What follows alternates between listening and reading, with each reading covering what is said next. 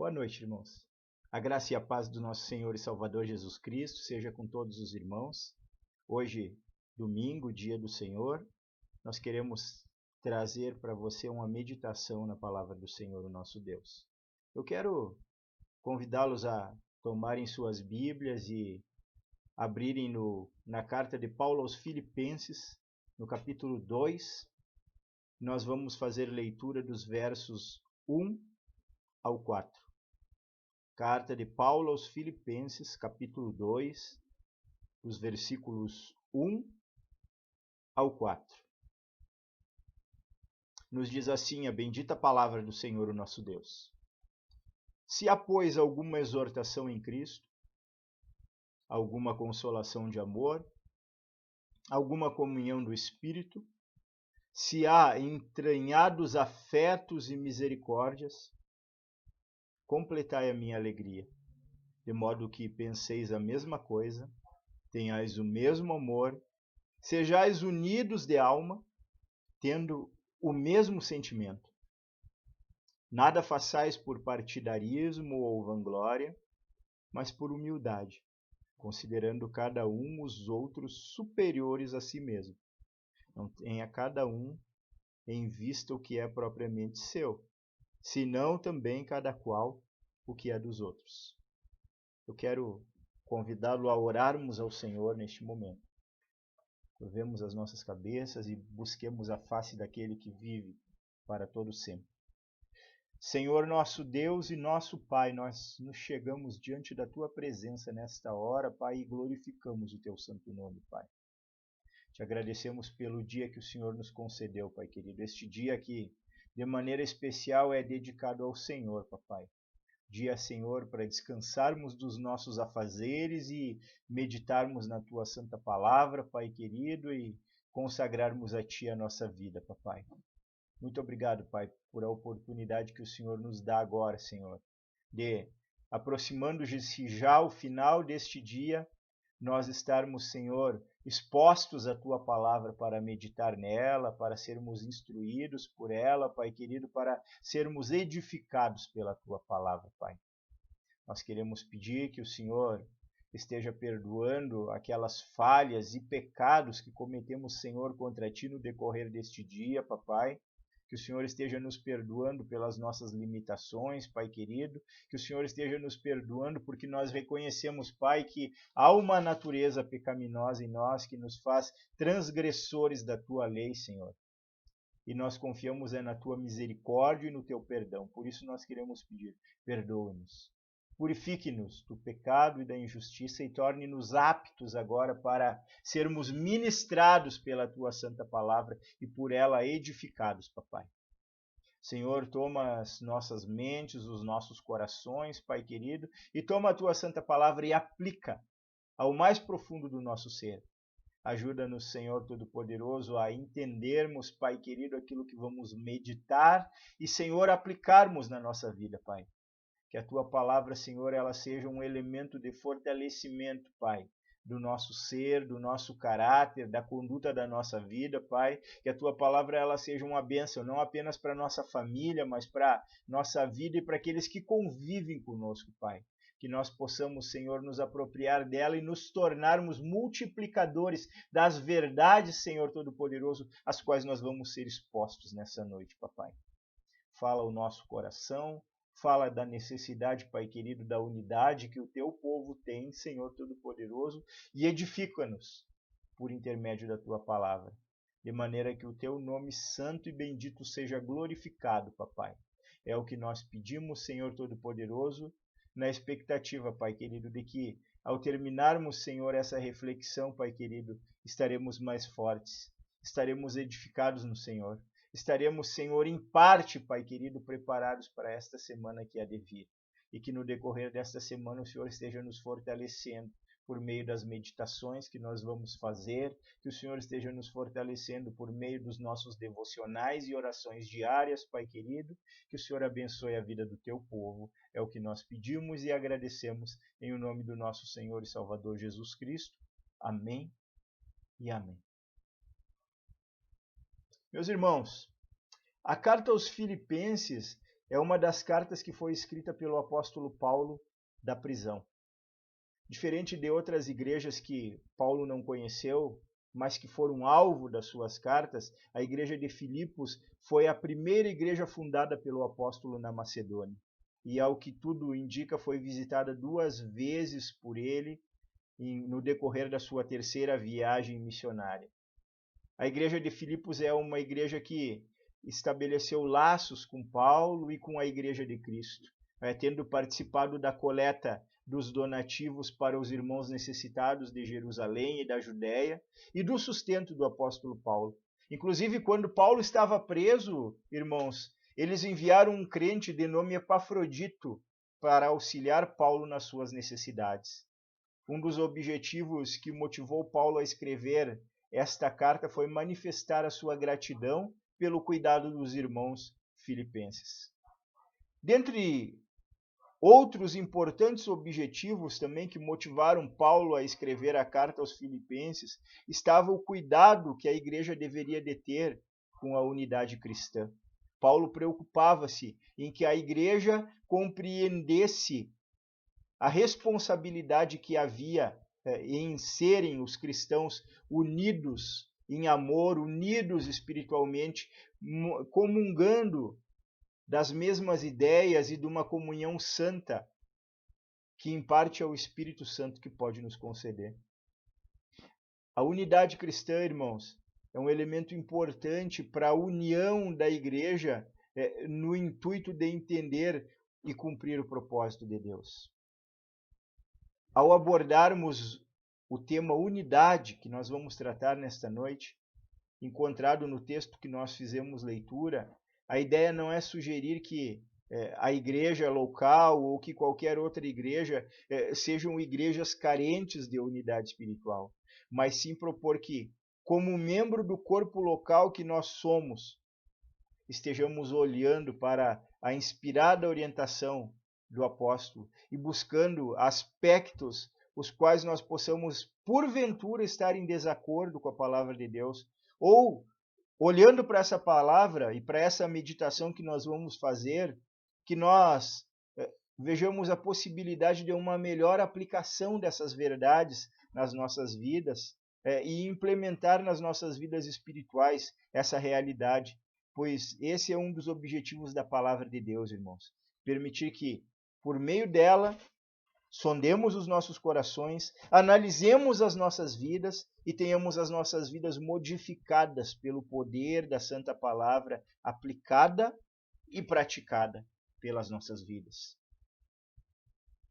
Iniciemos, portanto, analisando alguns dos motivos para a unidade espiritual fornecidos pelo apóstolo Paulo.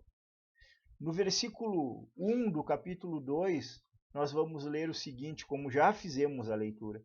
Se há, pois, alguma exortação em Cristo, alguma consolação de amor, alguma comunhão do Espírito, se há entranhados afetos e misericórdias. O apóstolo Paulo, em verdade, ele começa a falar a respeito da unidade espiritual na sessão anterior a esse texto que nós fizemos leitura. Observe comigo o versículo 27 do capítulo 1 e as palavras do apóstolo Paulo, que diz o seguinte: vivei, acima de tudo, por modo digno do evangelho de Cristo, para que ou indo ver-vos ou estando ausente, ouça no tocante a vós que estáis firmes em um só espírito, como uma só alma, lutando juntos pela fé evangélica. Neste texto, Paulo aponta para a unidade como um aspecto que une a igreja para juntos lutarem pela fé evangélica, que é o elemento da edificação da igreja, que é a palavra de Deus. Ou seja, isso se constitui num desafio para a igreja, que a igreja esteja unida para batalhar pela fé, para batalhar pela propagação do evangelho, para batalhar pela integridade da palavra de Deus. Agora, Paulo dá motivos pelos quais a igreja deve desenvolver a sua unidade. Ainda que, quando nós olhamos para o versículo 1 que nós fizemos leitura, o texto ele parece inicialmente levantar uma dúvida. Parece que Paulo está questionando se há, pois, alguma exortação em Cristo, alguma consolação de amor, alguma comunhão do Espírito, se há entranhados afetos e misericórdia. Agora, não é o propósito de Paulo colocar em dúvida se há. A questão aqui levantada por Paulo é o objetivo de levar os filipenses a uma conclusão. E qual a conclusão? Que esses fatos citados por ele aqui existem. O que Paulo está fazendo aqui, irmãos, é demonstrar alguns profundos motivos que nós cristãos temos para manter a unidade espiritual, dos quais ele cita aqui 4. Vejamos eles. Em primeiro lugar, Paulo fala da exortação que há em Cristo, que aqui nesta passagem, de acordo com a língua original, com o grego, significa o fato de termos Jesus como alguém que vem ao nosso lado para nos confirmar e para nos confortar. Alguém que é o nosso auxiliador, irmãos. Ele anda do nosso lado, ele se compadece das nossas fraquezas, ele intercede por nós na presença do Pai. Nós não estamos sós. Uma das coisas que eu quero dizer para você nessa noite, que eu quero levar você a refletir. Nós temos um Senhor que não nos deixa sós. Ele enviou o seu Espírito para habitar em nós. Este certamente é um motivo significativo para mantermos e aprimorarmos a unidade espiritual que nós devemos de ter. O Senhor cuida de nós. Há exortação em Cristo. A palavra exortação significa motivação, incentivo. Há o incentivo de que o Senhor não nos deixa sós. Há o incentivo de que o Senhor disse lá em Mateus capítulo 28, versículo 20, eis que estou convosco todos os dias até a consumação do século. Uma segunda característica que nos estimula a unidade, irmãos, que nos dá motivos para sermos unidos espiritualmente, é a consolação de amor que Paulo fala aqui. E consolação de amor transmite uma ideia muito semelhante à exortação que há em Cristo. A consolação de amor apresenta o Senhor como alguém que se relaciona conosco de maneira muito próxima, pretendendo nos confortar, nos consolar. O nosso Deus não é um Deus ausente, irmãos. Ele é um Deus que busca relacionamento próximo conosco. Se nós não usufruímos do relacionamento com Deus, uma coisa que eu quero afirmar para você nessa noite é que a falha está em nós, porque o Senhor está à nossa disposição. O Senhor, ele é onipresente, ele é onipotente, ele é onisciente. Ele está disposto a ouvir as nossas confissões, as nossas mágoas, as nossas alegrias. Ele está disposto a nos fortalecer, a nos consolar, a nos motivar. Ele é aquele que nos consola mediante a sua palavra e mediante a presença do seu Espírito em nós. E esse é um segundo motivo para nós aprimorarmos a unidade cristã, irmãos. Temos um Deus que, assim como está comigo, está com você, ou assim como está à minha disposição para me consolar, está à disposição de você para consolar, e faz com que nós nos consolemos uns aos outros também. Em terceiro lugar, comunhão no Espírito. Um outro motivo para a unidade espiritual. É o aspecto que mostra que devemos de trabalhar pela unidade cristã. O Espírito Santo é o Deus que habita em nós, irmãos, e se dispõe a relacionar-se conosco.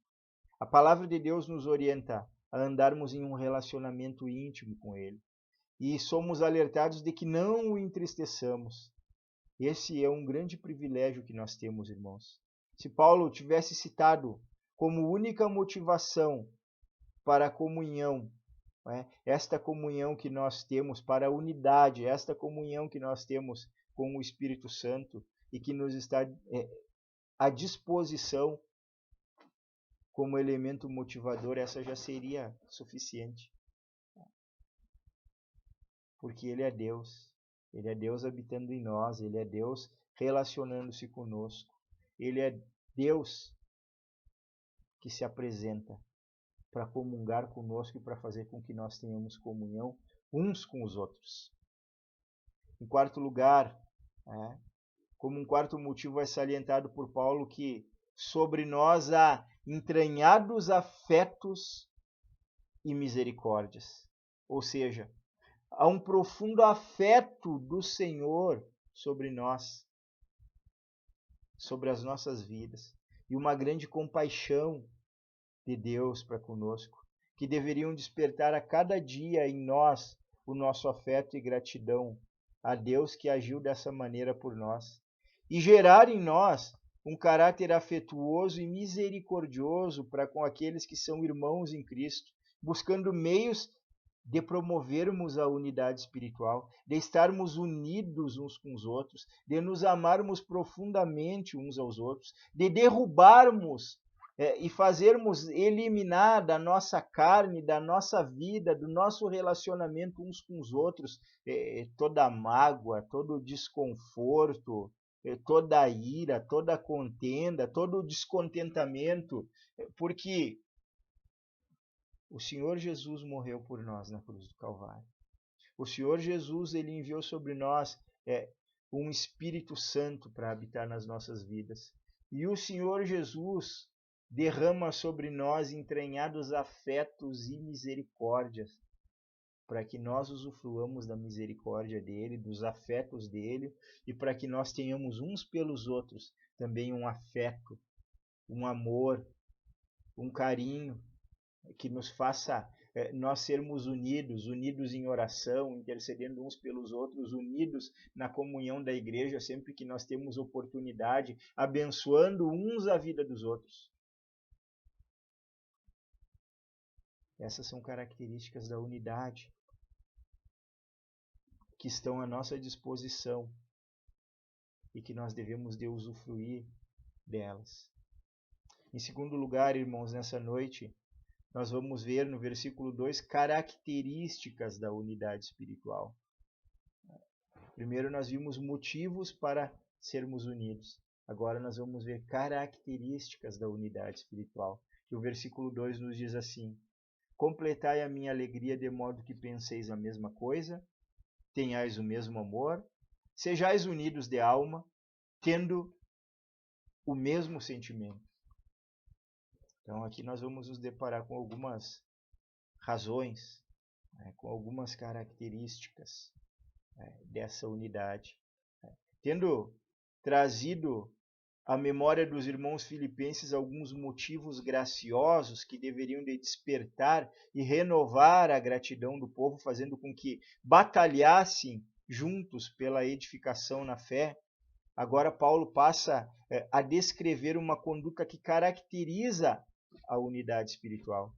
No entanto, antes de tratar das características propriamente ditas, ele pede uma resposta ao seu papel de líder da igreja.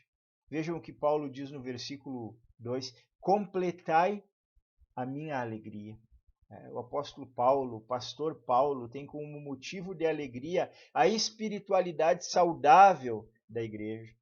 Paulo, que está prisioneiro em Roma, que não sabe nem se vai sair da prisão, ele escreve de uma maneira afetuosa, preocupado com os irmãos, preocupado com a unidade dos irmãos, com a comunhão dos irmãos. E aí ele diz assim, completem a minha alegria. Completem a alegria deste pastor que está preso.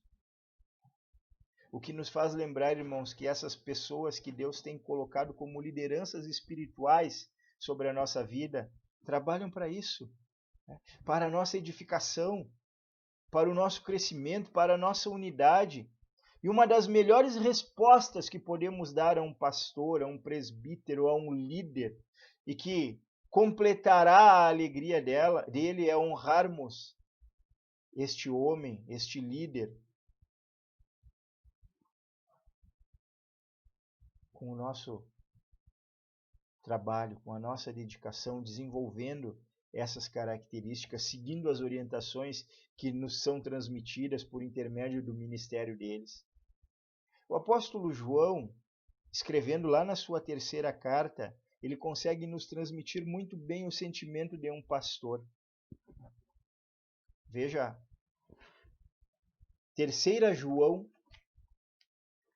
os versículos 2 ao 4, que nos diz assim: Amado, acima de tudo faço votos por tua prosperidade e saúde, assim como é próspera a tua alma. Pois fiquei sobremodo alegre pela vinda de irmãos e pelo seu testemunho da tua verdade, como tu andas na verdade. Não tenho maior alegria do que esta, a de ouvir que os meus filhos andam na verdade. Essa é a alegria de um pastor, essa é a alegria de um líder, né? Saber que aqueles que são liderados por ele andam em obediência à palavra de Deus, andam na verdade. Ouvir testemunhos a respeito dos seus liderados, dizendo, olha, aquela irmã é uma mulher de Deus, olha, aquele irmão é um servo de Deus genuíno. Ele dá um testemunho da palavra de Deus, ele é um verdadeiro evangelista, ele é uma pessoa amorosa. Isso traz alegria para a vida de um líder, isso traz alegria para a vida de um pastor. Paulo agora passa as suas orientações que diziam respeito à unidade espiritual, as quais são: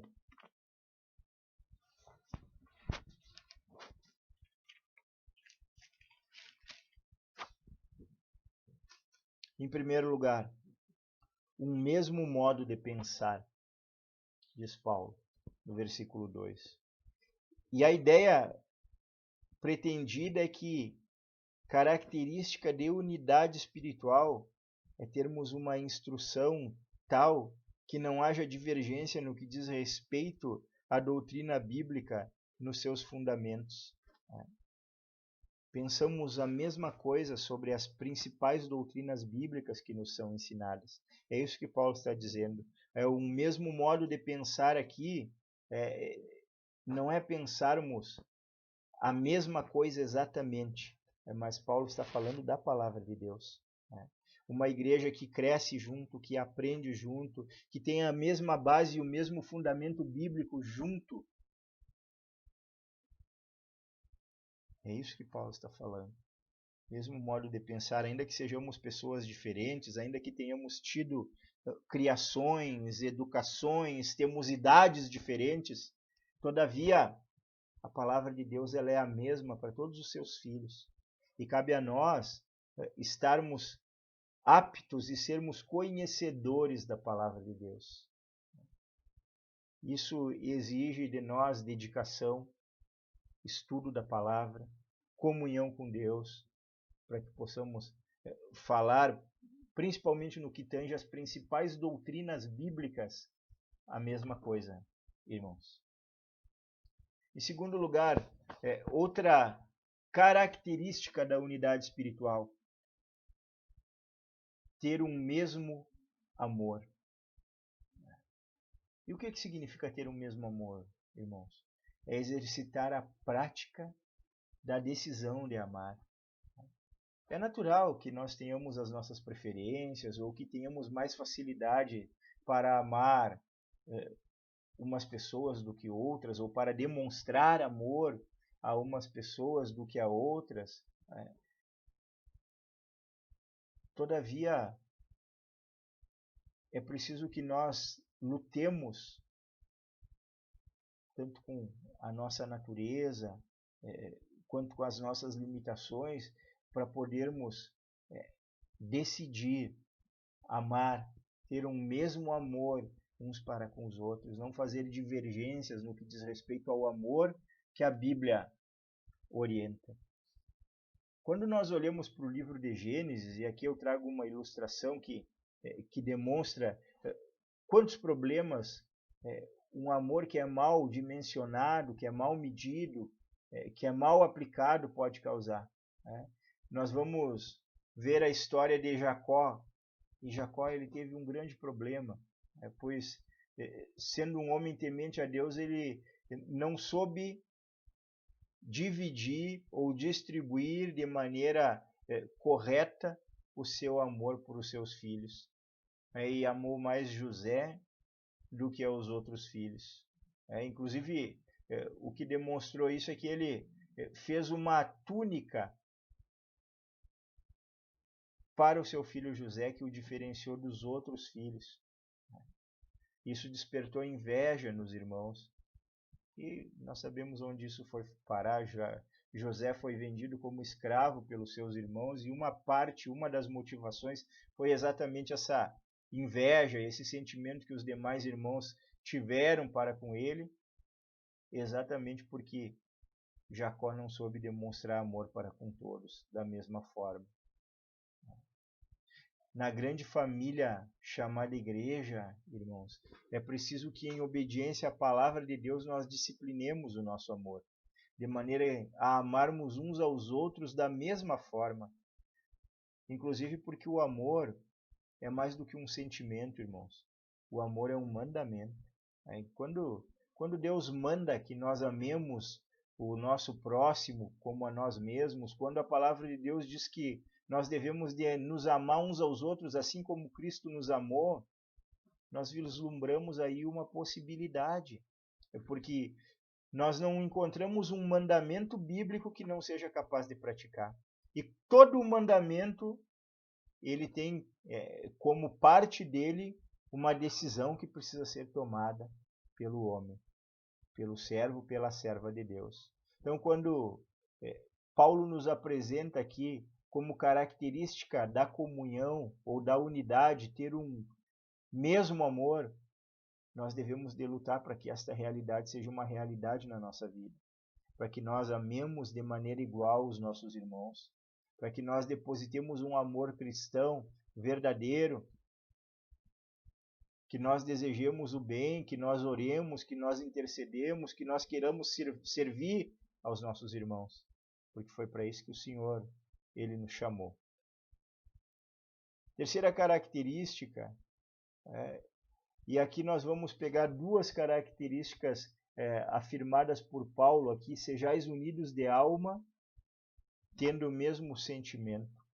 Porque são praticamente sinônimas essas afirmações, essas características, que são características daqueles que, no propósito de manter a unidade espiritual, têm capacidade de manter a harmonia no relacionamento com os irmãos, tendo como elo de ligação a verdade da palavra de Deus. E mesmo que haja pequenas discordâncias na maneira como as pessoas pensam e agem, os vínculos de alma são sempre mantidos, os sentimentos são sempre os mesmos, pois o propósito é a unidade que glorifica a Deus. Nós rogamos ao Senhor para que o Senhor coloque a sua mão poderosa, a sua mão bendita sobre as nossas vidas, de maneira que nós tenhamos essa unidade de alma, que nós tenhamos o mesmo sentimento uns para com os outros, para que o nome do Senhor seja glorificado nas nossas vidas, para que a igreja de Cristo seja uma igreja saudável, que esse é o objetivo do Senhor. Ter uma igreja que cresce em todos os sentidos, inclusive na unidade.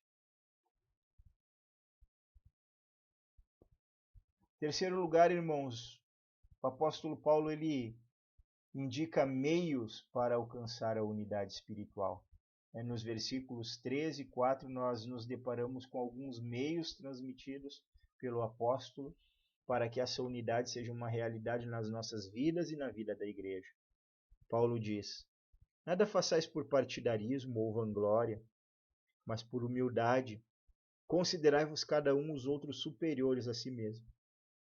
Não tenha cada um em vista o que é propriamente seu, senão também cada qual o que é dos outros. Tendo apresentado algumas características que orientam a unidade espiritual, o apóstolo Paulo ele passa a apresentar meios para alcançar a unidade espiritual.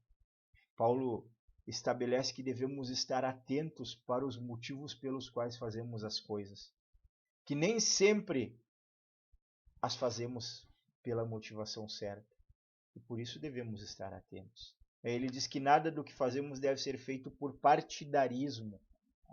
E aqui a melhor tradução para o termo partidarismo, e que cooperaria com o nosso entendimento, que vai nos ajudar a entender, é ambição egoísta. Partidarismo é o mesmo do que ambição, é o mesmo que ambição egoísta, ou seja, coisas que fazemos para a nossa própria satisfação. Isso não contribui para a unidade, irmãos. A vanglória é outro meio ilegítimo descrito aqui por Paulo e que traduz o sentimento daqueles que fazem as coisas não pela unidade, mas pela busca do reconhecimento pessoal. Vanglória é querer ser reconhecido por aquilo que nós fazemos. É um sentimento daqueles que se acham sábios e é uma armadilha para as pessoas, para os indivíduos, que deve ser evitada. Inclusive no Sermão do Monte, o Senhor Jesus critica as atitudes hipócritas de homens que davam esmolas para serem vistos pelos homens, afirmando que não havia recompensa da parte de Deus para estes homens. A vanglória, o reconhecimento era a sua recompensa.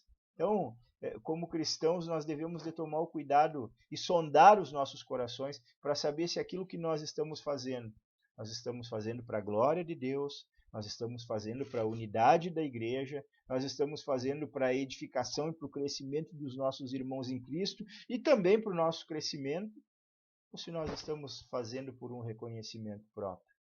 Será que eu estou fazendo alguma coisa? Será que alguma coisa que eu faço, e isso deve ser motivo de sondagem dos nossos corações por nós mesmos, será que alguma coisa que eu faço no reino de Deus, lá no fundo, não tem algum interesse com o reconhecimento pessoal?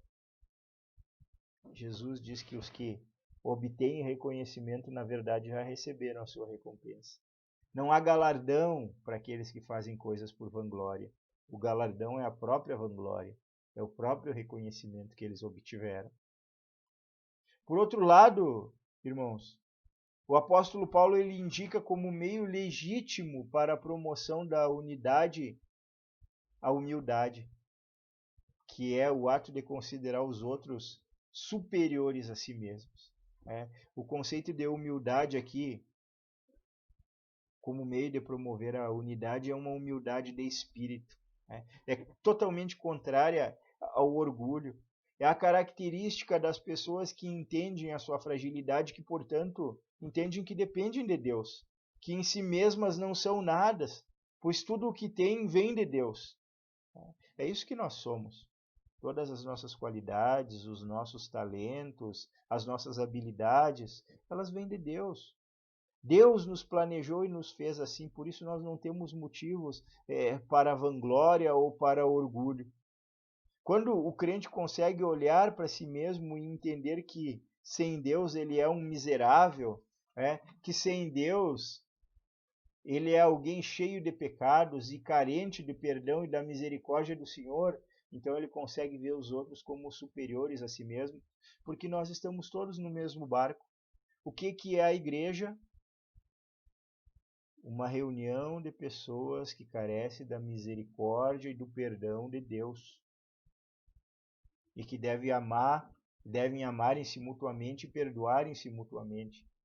Porque se não for Deus na nossa vida, nós não temos nada para oferecer para os nossos irmãos. Então, aí nós conseguimos ver o nosso irmão, o nosso próximo, como superior a nós mesmos, que é o que Paulo orienta aqui. Temos ainda uma última orientação de Paulo para que os filipenses não tenham em vista o que é propriamente seu, mas o que é dos outros, irmãos. Ou seja, que o interesse do cristão não seja voltado apenas para a sua maneira de viver e de pensar e para os seus próprios interesses, mas também para a maneira que os outros pensam, para o interesse dos outros, para os negócios dos outros. O cristão é aquele que deve se alegrar com o bem-estar, com o sucesso, com a vida feliz, com a vida abundante que os outros levam e orar para que os irmãos em Cristo tenham essa vida. Nós devemos de estar diretamente envolvidos com o bem-estar dos nossos irmãos, com os negócios, com a vida, com aquilo que diz respeito aos nossos irmãos. Em alguns momentos da nossa vida nós nos achamos donos da razão, né? E alguns de nós temos a tendência de pensar que as nossas ideias são as melhores ideias. Portanto, alguns nem se importam com a opinião dos outros. No entanto, o reino de Deus é um reino de atuação coletiva, irmãos. É o pensamento coletivo. São os dons operando juntos que impulsionam a igreja. Por isso, para que haja unidade na Igreja de Cristo, é necessário que consideremos os pensamentos e projetos que não são nossos também, que são dos nossos irmãos. A unidade passa por nós ouvirmos atentamente os irmãos e considerá-los. Isso é um ato de amor cristão e é um ato de humildade, que pode fazer com que nós tenhamos comunhão uns com os outros e com que a igreja do Senhor Jesus ela cresça. Precisamos atentar uns para os outros, ouvir uns aos outros com carinho, com dedicação, com atenção, sabendo que Deus pode utilizar um irmão ou uma irmã em Cristo para dar um conselho útil para as nossas vidas ou para a vida da igreja. Eu quero caminhar para a nossa conclusão, irmãos. Nós estivemos nesta noite falando a respeito da unidade espiritual, considerando as orientações de Paulo aos Filipenses e vendo os profundos motivos para a unidade, as características da unidade e algumas formas ou meios de atingir essa unidade, que é algo importantíssimo para a Igreja de Cristo. Para concluir, passemos a algumas aplicações. Primeiro, quando somos confrontados com as grandes e profundas coisas que temos à nossa disposição, como a constante presença de Cristo, seu amor, a presença do Espírito Santo e todo o afeto e compaixão depositados por Deus em nossas vidas, correspondamos conforme a orientação de Paulo, de maneira a desenvolvermos as características da unidade espiritual junto à Igreja de Cristo. Segundo, nos apropriemos, irmãos, da humildade, vigiando sobre as nossas próprias vidas e detectando e removendo todo o orgulho, fazendo da humildade aquilo que Paulo diz que ela é, um instrumento para a promoção da unidade espiritual na igreja e entre os irmãos. Que o Senhor, o nosso Deus, Ele nos abençoe e aplique a sua bendita palavra aos nossos corações.